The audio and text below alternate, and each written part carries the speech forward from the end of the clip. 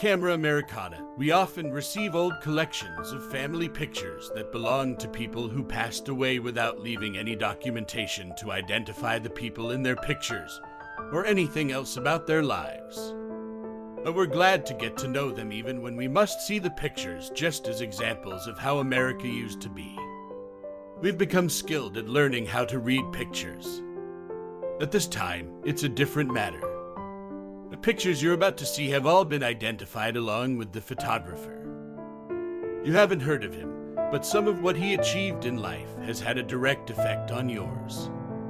These are scenes from the teenage years of a genius in electronics, an inventor who would be remembered as the father of electric time when he died in 1957 at the age of 85.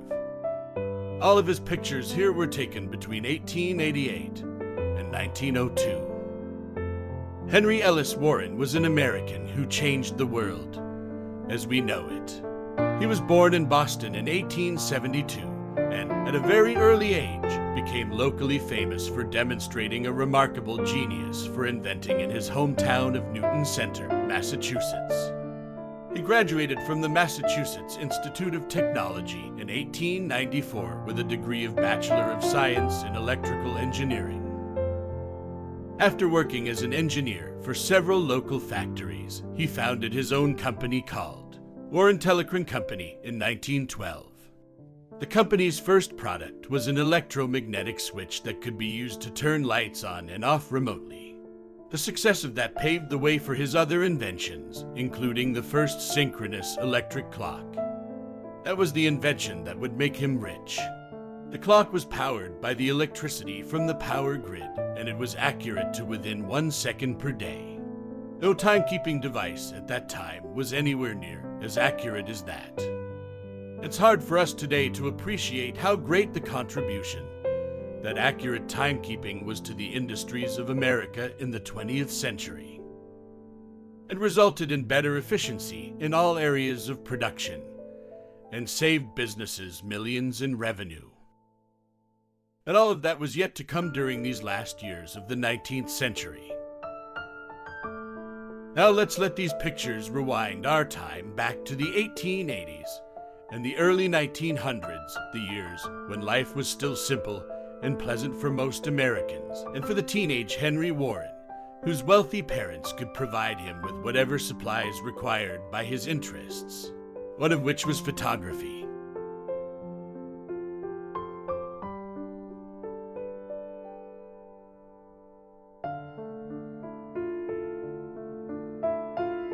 In July 1890, at the age of 18, he and a companion walked through New Hampshire and Vermont. They paid their way by taking photographs of fine homes and selling copies to the owners. They developed their negatives in the creeks and streams as they went along.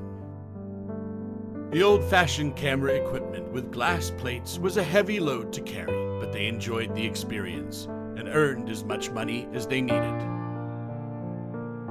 The pastor of his Unitarian church in Newton Center urged its members to form a chapter of a national youth group known then as a Young People's Society. Henry and his second cousin Homer Loring started theirs in 1890. They called it Hale Union after Edward Everett Hale. The first president was Homer, and after a couple of years, Henry became president.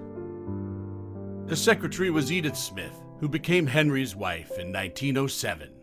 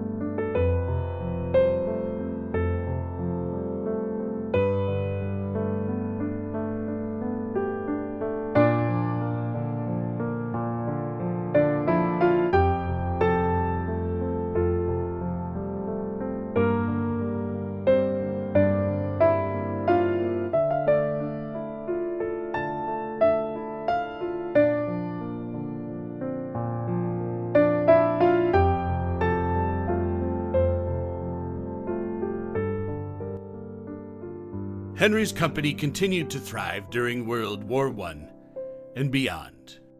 In 1943, it was acquired by General Electric. Henry continued to work on new inventions until his retirement in 1955. Henry died at his home in 1957 in Newton Center at the age of 85. We leave you with this quote from Henry, which sums up his view on his life's purpose. In the world today, as through the ages past, most of the real worthwhile opportunities are those which radiate outward from self toward others. The men who we respect have been leaders of others or have contributed something of value to others. Henry Ellis Warren certainly knew the lasting importance of contributing something of value to others. In 1957, as he sat reminiscing about all he had achieved in life, he never dreamed that 65 years later, far off into the 21st century, people around the world would be enjoying these pictures he took as a teenager. We could regard these photos as his first and ultimately his final contribution of value to others. Thank you for watching this video from Camera Americana.